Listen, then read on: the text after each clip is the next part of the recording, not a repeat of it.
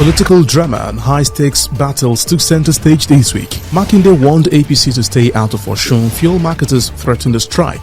Tinubu called for a party unity. Obasa fought to reclaim his speaker's seat, and NAFDAC's DG exposed threats over fake drug crackdowns.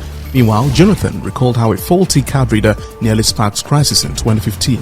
Here is a breakdown of the biggest stories from this week's top headlines. This week begins with Oyo Governor Seyi Makinde warning the All Progressives Congress (APC) to leave Osun alone and avoid plunging it into crisis. Speaking after attending the swearing-in of the local government chairman by Osun Governor Ademola Adeleke, Makinde urged political actors to seek judicial redress instead of self-help. Joined by Bauchi Governor Bala Mohammed, he reaffirmed the PDP's commitment to democracy and praised Adeleke's leadership.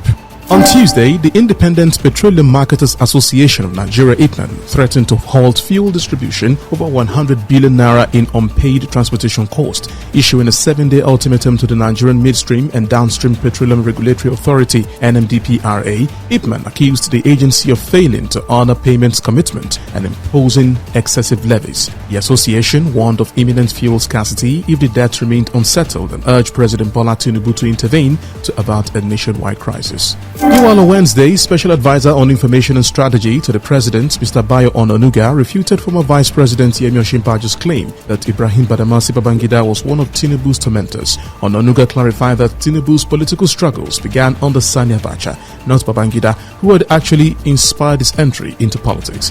He emphasized that Tinubu attended Babangida's book launch to show appreciation, not to reconcile with a former adversary. On Thursday, President Bola Tinubu urged aggrieved members of the All Progressives Congress (APC) to stay calm, pledging not to let them down. Speaking at the NEC meeting, he approved reconciliation committees and highlighted economic progress, including a drop in food prices. Meanwhile, the APC chairman, Abdullahi Umar Ganduje, reaffirmed the party's focus on winning Anambra and Osun elections. Notably absent were former Nigerian President Muhammadu Buhari, former Governor of Kaduna State Nasir El-Rufai, as well as former Minister of Transportation Rotimi Amechi. On Friday, ousted Lagos Assembly Speaker Mudashiru Obasa declared his return to office, insisting he remains Speaker. Obasa, impeached on January 13th, arrived at the Assembly with police and DSS escort, though no fresh election was held. His replacement, Mojisola Miranda, has struggled to assume full control, while the legal battle over his removal remains unresolved.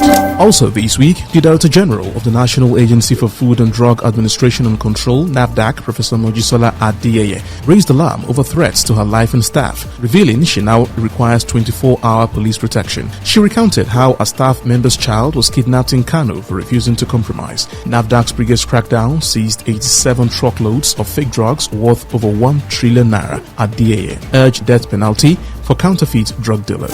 To wrap this week's top headlines, former President Goodluck Ebele Jonathan reflected on the 2015 elections, revealing how a faulty card reader rejected him, his wife and his mother, nearly causing a national crisis. Speaking at a conference in Abuja, Jonathan emphasized the need for independent electoral bodies and fair security to ensure credible elections. And that's a wrap for this week's top headlines. Stay tuned for next week's edition.